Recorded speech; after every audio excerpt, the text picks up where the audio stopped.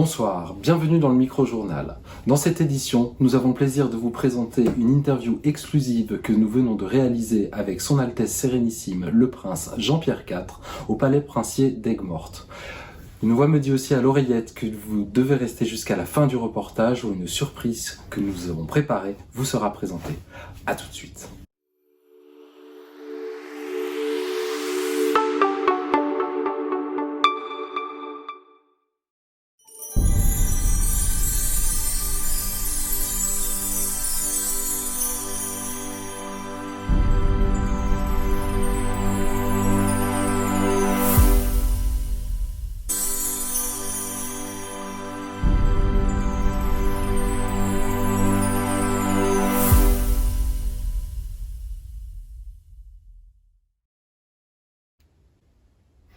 Votre Altesse Sérénissime, bonsoir. Merci de nous accueillir au Palais pour cette interview. Bonsoir, c'est un vrai plaisir de vous accueillir. En cette journée très importante puisqu'il s'agit de la fête du trône. Tout à fait.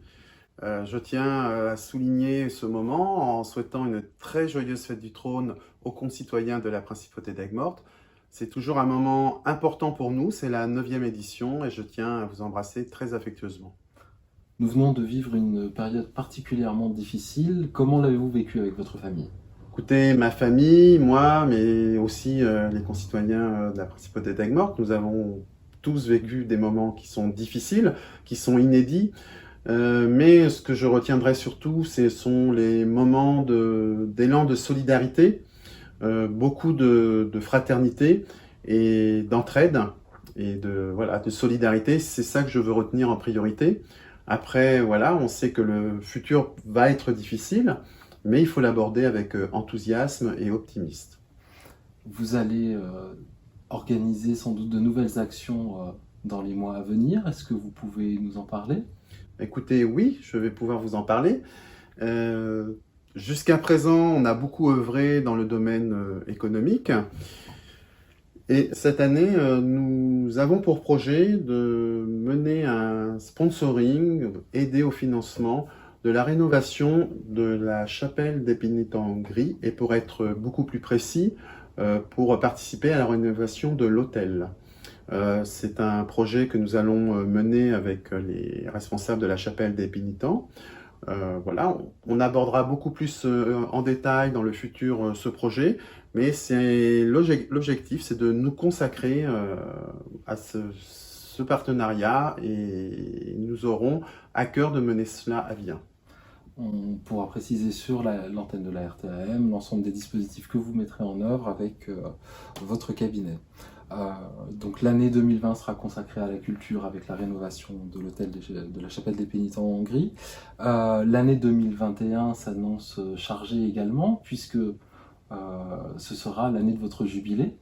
Vous préparez peut-être quelque chose à ce propos ? Alors écoutez, exactement. Ce sera les 10 ans de la Principauté d'Aigues-Mortes et à cette occasion, nous souhaitons faire une très grande fête. On connaissait le bal du Godet d'Or qui avait lieu annuellement. Ça fait depuis 1 an et demi, 2 ans qu'il n'a pas eu lieu. Et nous souhaitons, sur le même principe, fêter les 10 ans de la Principauté d'Aigues-Mortes. Qui correspond aussi à la date de mon anniversaire qui n'a pas pu avoir lieu en raison des aspects sanitaires et j'en suis bien désolé et ce sera l'occasion de partager de nouveau ensemble et de faire une grande fête fastueuse évidemment. À votre image en toute simplicité. Toujours simple. Des actions donc vis-à-vis de la culture, une action par rapport à votre jubilé et que prévoyez-vous comme action à l'international ? Oui, alors c'est un aspect qui est très important pour nous.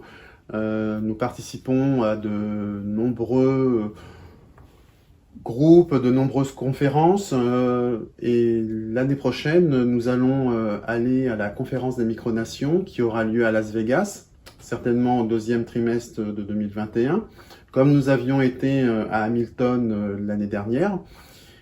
C'est pour nous l'occasion d'échanger, de partager avec les différentes micronations de par le monde, notamment américaines, et c'est aussi pour nous continuer à nous faire connaître, bien que on peut dire que la Principauté d'Aigues-Mortes est mondialement reconnue et apprécié de par nos actions que nous menons.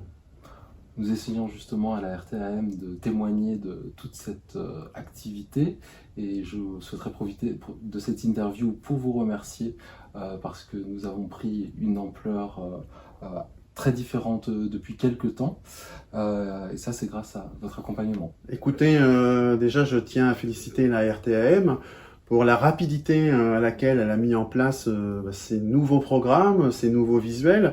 Oui, effectivement, c'est quelque chose qui est extrêmement important, la communication, et notamment par le biais de la RTAM. Effectivement, bien que vous conservez entièrement votre ligne éditoriale, et je ne me mêlerai absolument pas de ce sujet-là, bien entendu, il était important que vous ayez des moyens techniques et technologiques.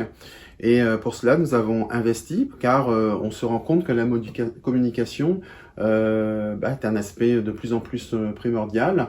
Et nous souhaitons nous développer pour demeurer une très grande micronation dans le monde.